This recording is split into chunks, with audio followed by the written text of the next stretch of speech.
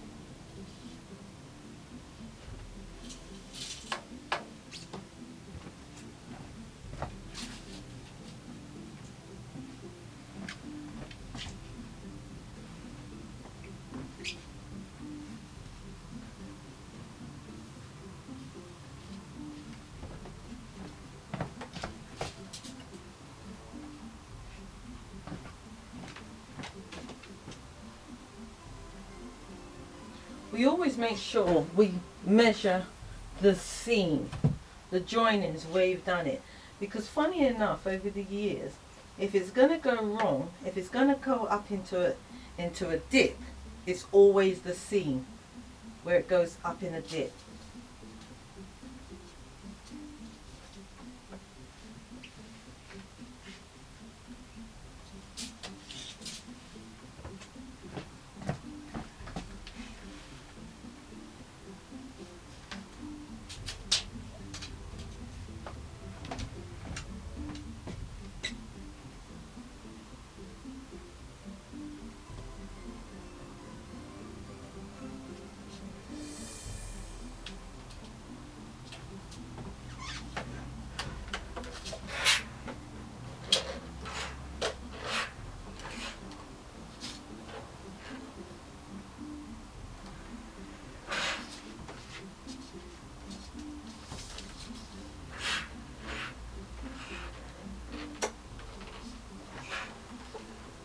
Now I can see at a glance that this fabric does not like to be ironed.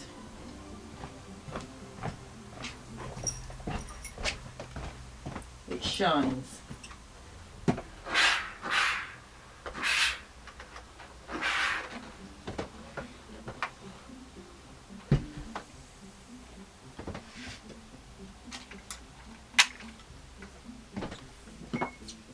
Now my Buckram, which is this is 6 inches. You can have all different sizes.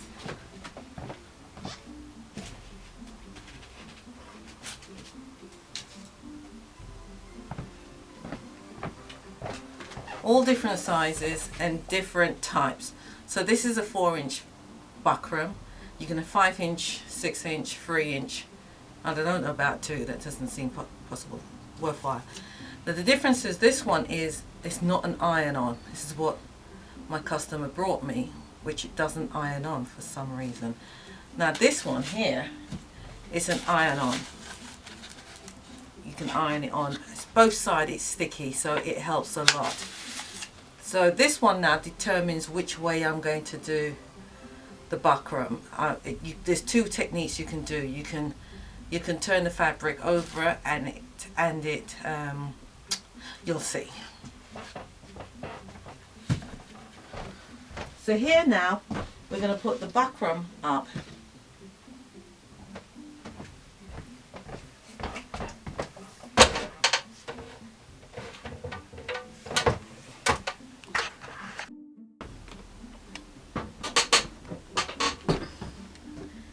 this is where the buckram is going to go, up the top here.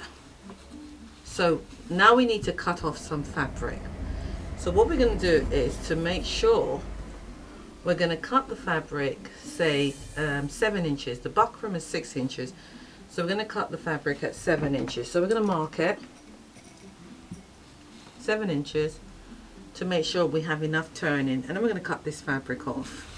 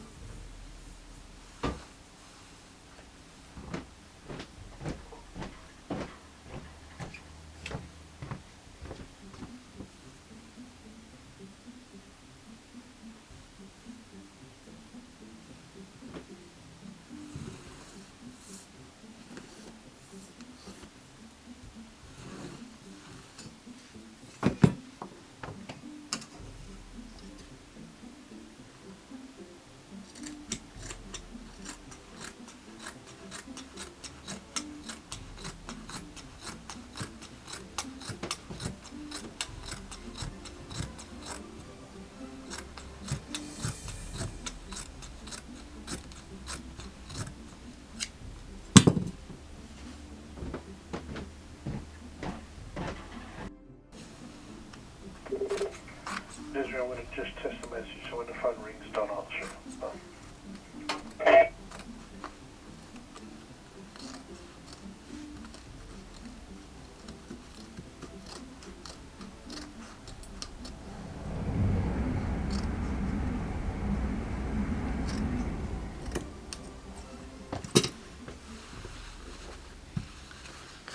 So here we have our 7 inch.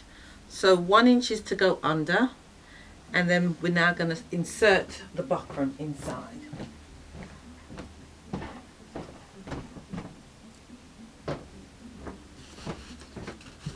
At this point as well, what we could have done, this, when I said there was 2 ways of actually inserting the buckram.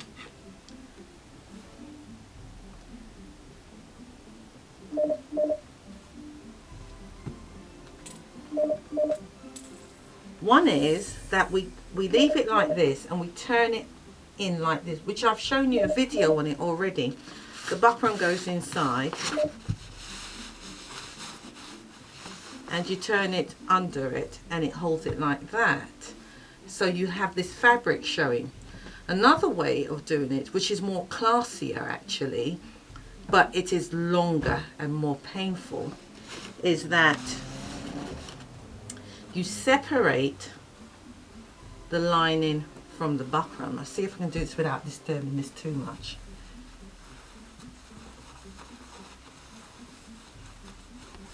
And you bring the lining on top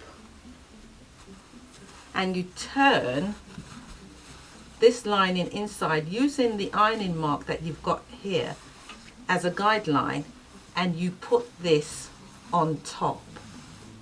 So all you see now is lining going all the way up the top, which is a nice way to do it. It's classy. And what happens, especially if you have a low frame from your window, and this side is going to show from the patio side, if it's a patio door, then it's a nice finish. But if you've got enough ceiling height and you've taken this further up, then the other way is better because it's quicker work, and it doesn't show, so it doesn't make sense. But this one, once you've done it this way, you've now got to hand stitch along here all the way around, which is time consuming and very painful because the buckram is now inside and it really does hurt your finger. So not all the time, you don't need to do it that way, don't do it that way. But it's your choice as usual. Right, so now we're going to put this inside.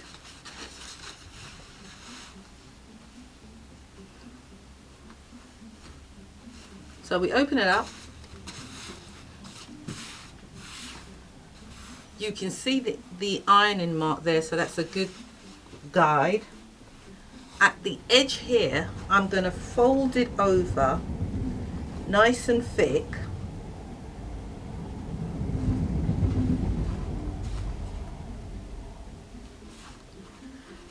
So I fold that bit here nice and thick here. Why? Because when I put the hook in, it goes through two of this, because at the beginning of it, there is no pleat for the hooks to go in. So we need this to be nice and strong to take the weight.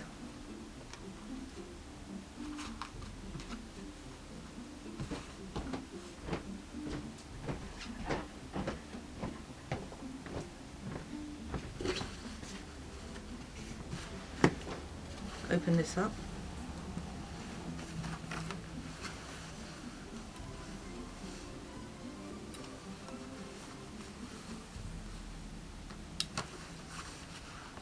So you understand now why I needed to iron it, even though I said to you this fabric doesn't like ironing. Certain things you just got to do. Now we fold it back over on itself.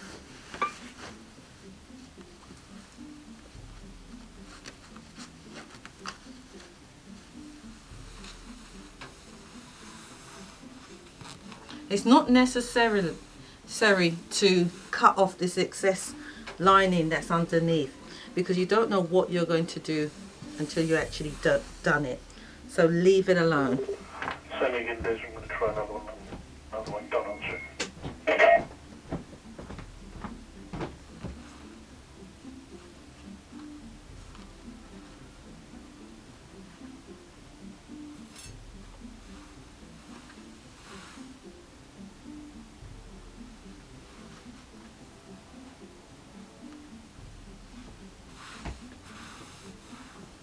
Now we tuck the fabric under.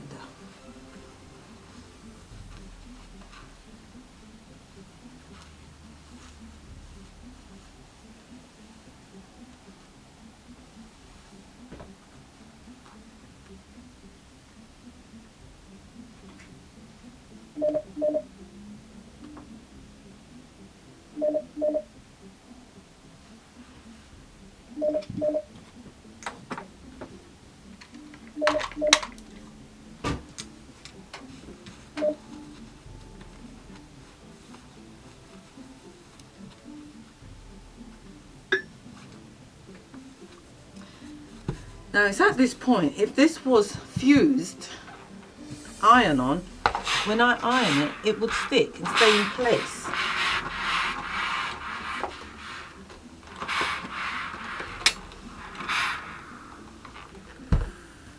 But it's not. This is where the other tape comes in very handy. It just holds it in place, because when you sew this, it can twist. So put as many pins in as you can to make sure it stays put, and we shall proceed.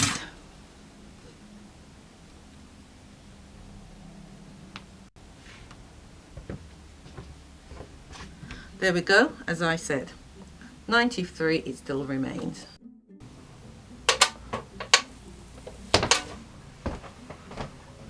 Now that the top of my pinch pleat curtain is pinned down and done, I can now move it. This side here is hemmed, fused together. That side inside, it's locked, lining and main fabric. So now I'm going to move it.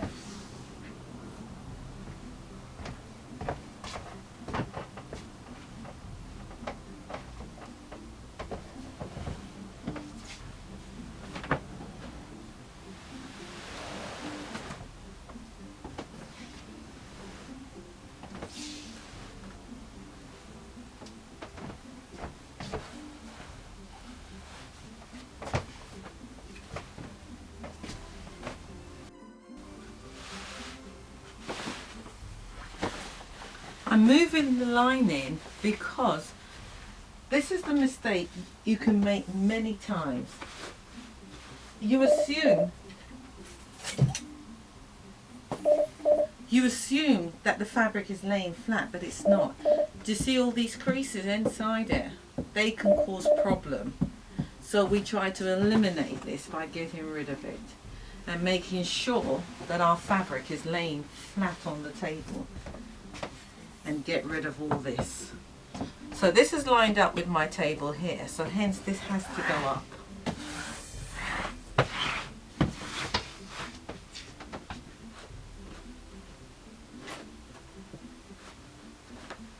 So when you've made your curtain, and by the time you've hung it up and you find that it's drooping in certain places, it's because you didn't check it in this way.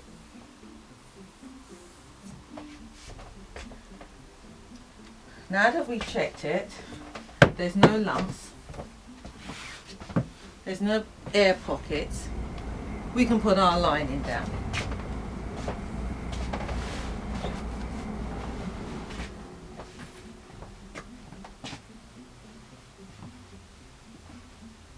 Before we go any further, we do the same as we did to the other side.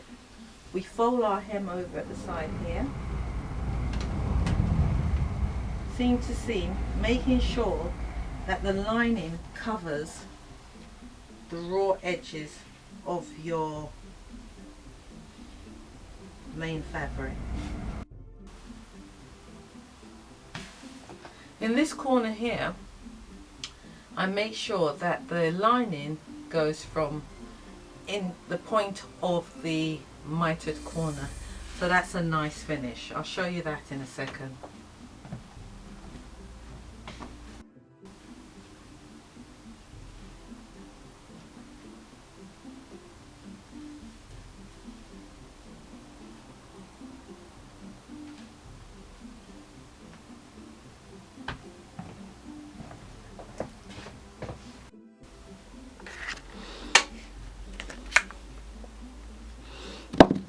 Right there, there's a line going down, so that's right in the point of it.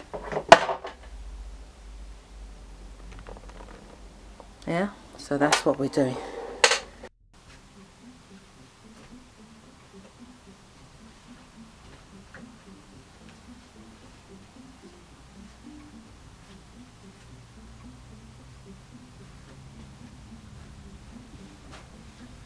Now this side I haven't measured this yet, so now I will continue to measure it.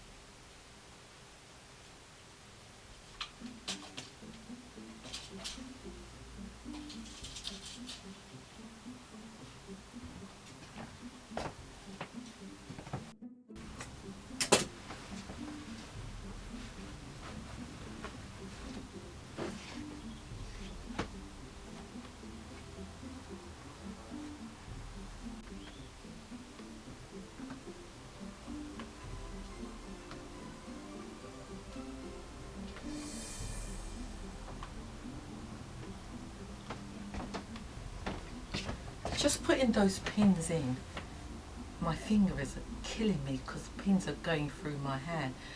Not just that, oh, I'm bleeding. Oh, blast.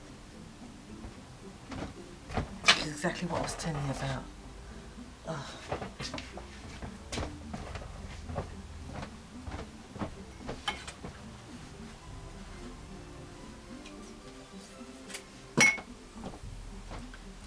I was just about to say, I'm going to get some plasters and put around my fingers because the pins are going through my fingers as I push it in, and it's really painful. And then I discovered I actually am bleeding. Right, so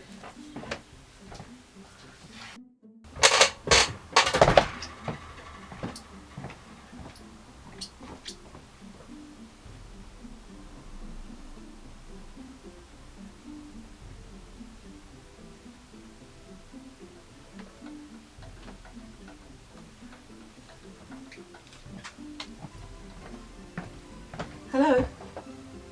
Yeah, hi. I missed your call. So that's that done.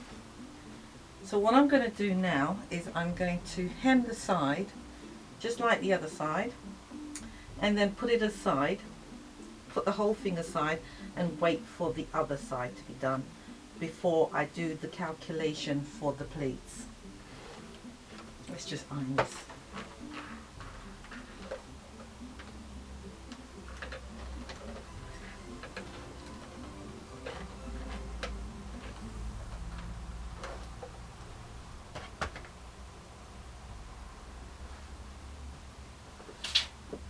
So there we have it.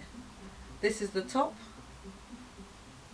getting ready to do the pinch pleat, and also this can do goblets as well.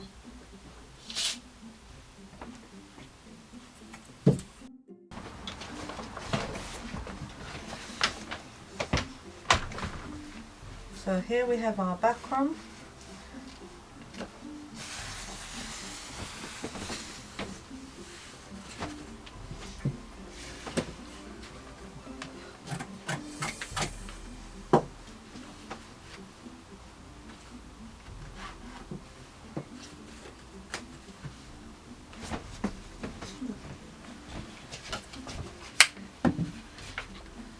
Now I'm going to take the pins out. Right. What's that?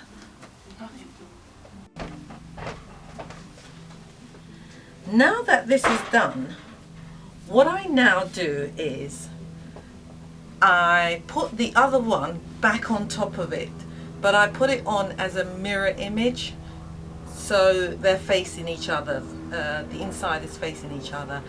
And then what I do now is work the calculation out for the pinch pleat. And don't forget, these could be also goblets, so the same measurement works for both. Now, this is going to be really daunting. This is going to be really hard. This is going to be really painful. It's time consuming to have to work it out, but once you know the formula, it's not too bad. But if you can't get the grips with the formula,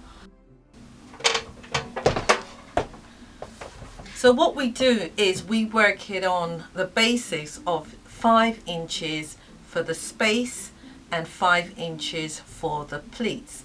That's the easiest way to work it out.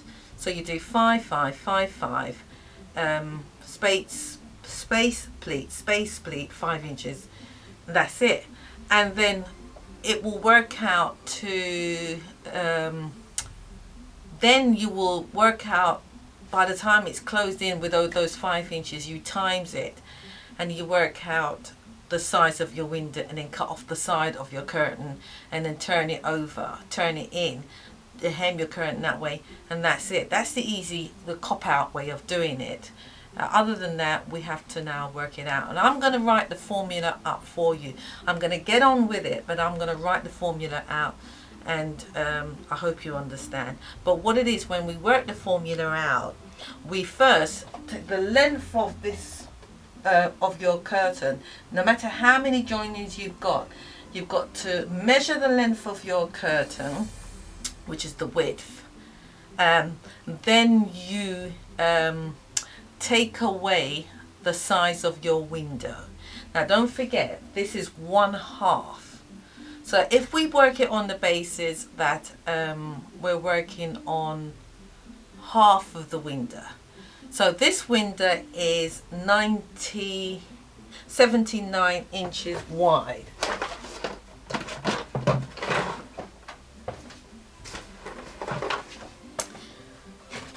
Now this window is 79 inches wide. Then what we do is we measure that, which I haven't done this yet.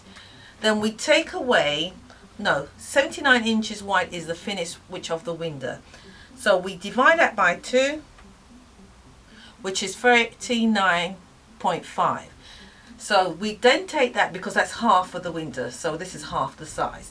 So what we do now is we take away 39.5 from the length of that, and that 39.5 is what you work your spacing at. So you divide your spacing there, how many spacings you want.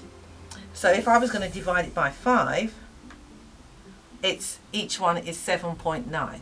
But anyway, I'll show you that. Then the leftover of the fabric was left, so I'm going to go measure it. You now divide how many pleats you want in that spacing, and it normally is an odd and even number. Odd number for the pleats, no, even numbers for the pleats, odd numbers for the space. Complicating, but here we go.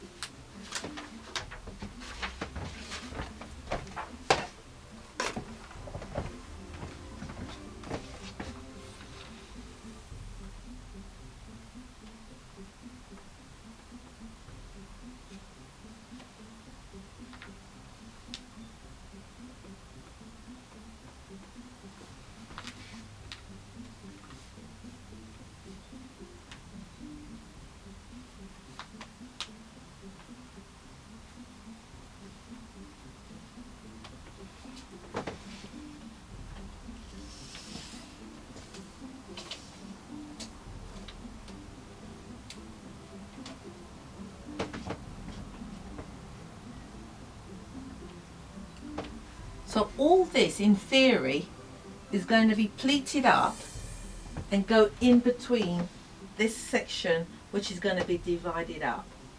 So how many pleats do I want in here? Roughly, if I was working at 5 inches, let's say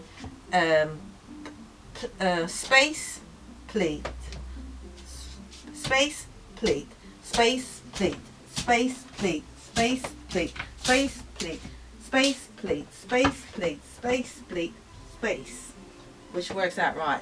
So now, roughly, we'll say 1, 2, 3, 4, 5, 6, 7, 8, 9, 10, 11, 12, 13, 14, 15, 16, 17, 18, 19, 20, which is an even number. So that even number, right, so I will have 20 space.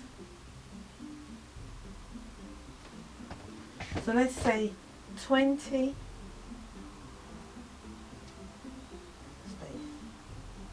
Of that 20 space,